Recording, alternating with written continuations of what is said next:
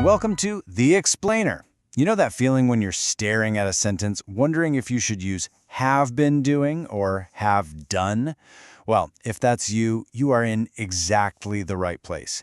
Today, we're going to get to the bottom of one of the trickiest, most common puzzles for English learners. All right, let's just jump right in. Which one is it? I have been reading this book or I have read this book. So what's the deal? Well, the truth is they can both be right. It really just depends on what you're trying to get across. And I promise, by the end of this, you'll know exactly which one to pick, every single time. To make this crystal clear, we're not going to start by diving into a bunch of dry grammar rules. Nope. Instead, let's look at a really simple story. I like to call it the story of the painter, and it's perfect for showing the real difference between these two. Okay, so take a look at these two scenes with Anne. On the left, you see her up on a ladder, she's got a paintbrush, and yeah, her clothes are covered in paint. Then, on the right, the ladder's gone, the room looks amazing, and she's just standing there admiring her work. Just what's the big difference you notice between these two moments? Okay, let's zero in on that first picture. If we wanted to describe what's happening here, we'd say she has been painting the ceiling. And you see how her clothes are all covered in paint? That's our big clue right there. What we're focused on here is the activity, the actual doing of the painting. We don't know if she's finished, and honestly, for this tense, we don't really care. So just remember that. The present perfect continuous is all about the action itself. It's the process, how long it's taking, the doing part.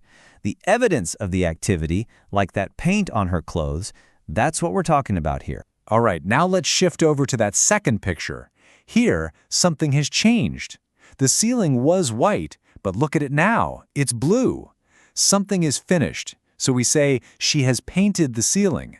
The focus isn't on the act of painting anymore. It's on the result. You know, this finished, beautiful blue ceiling. And this is the other side of the coin. The present perfect simple is all about the result. It's the completed action, the finished product. The painting part is done, and now we're just looking at what came out of it. And there it is. That's the big secret. Action versus result. The whole key is just figuring out where your focus is. Is it on the doing, or is it on what's been done? Let's check out how this one simple idea plays out in a few more examples. I mean, it really is that straightforward. For the continuous tense, just picture someone in the middle of a run, right? They're sweaty, they're breathing hard. That's the activity. For the simple tense, picture that same person crossing the marathon finish line. That's the result. It's the same event. We're just looking at it from two different angles. Okay, let's put this rule to the test. So in that first one, you look down and say, my hands are so dirty. Why? Because of the activity, I've been repairing the car. But if your friend asks to borrow it, you focus on the result. Yeah, the car is okay now. I've repaired it.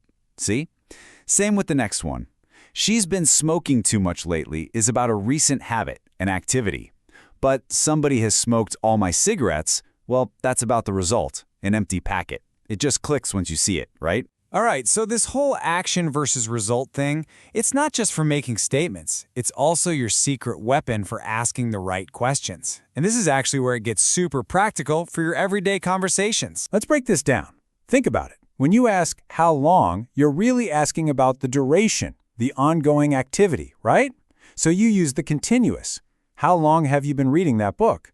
But when you ask how many or how much, you care about a finished number, a result. So you use the simple. How many pages of that book have you read? It's the classic difference between talking about the time spent writing, she's been writing all day, versus what you actually got done. She has written 10 letters. You know how it goes in English. For pretty much every rule, there's always a little but or an exception. Don't worry though, this one's really easy to remember. So this little exception, it really just boils down to one simple idea. Some verbs don't describe actions. They describe states of being. Verbs like, say, know, like, or believe, they're about how you feel or what you think, not something you're actively doing. You don't really do knowing, do you? You just know. And that's exactly why you'd always say, I've known about it for a long time. You're talking about a state of knowing that has lasted. Saying, I've been knowing, it just sounds kind of off, right? That's because knowing isn't an activity you can perform over time. So for these state verbs, just always stick with the simple form. Okay, wow, we've covered a lot of ground, haven't we? From painters to fixing cars to these tricky little verbs. So let's just boil this all down to a super simple, powerful tool you can use literally anytime you get stuck. This is your personal grammar check. Here it is. This is your two-step check. Anytime you're not sure, just stop and ask yourself this one question.